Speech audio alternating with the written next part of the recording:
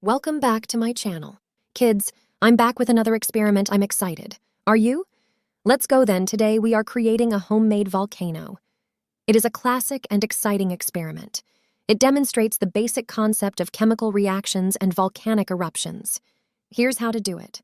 Materials you'll need: an empty plastic bottle, smaller size, like a 16 ounces, water bottle, baking soda, vinegar, dish soap, red food coloring, optional for a more realistic lava effect, cardboard or a tray to contain the mess so Mama will allow us to explore, modeling clay or Play-Doh decorations, paints, markers, paper, etc.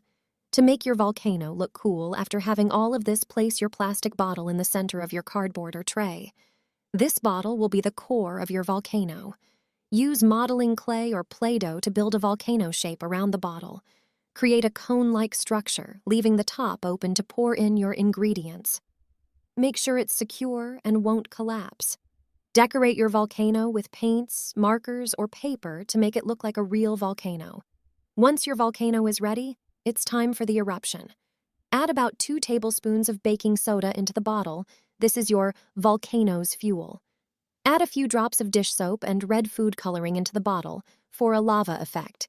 The dish soap helps create frothy lava, and the food coloring adds a realistic touch.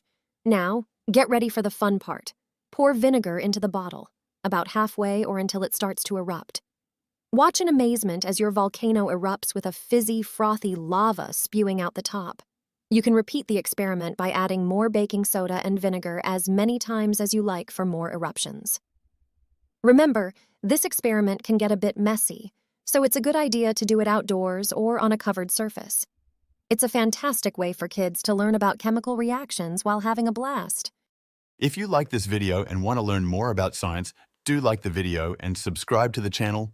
You are awesome, thanks. Bye-bye. Take care. See you in the next video.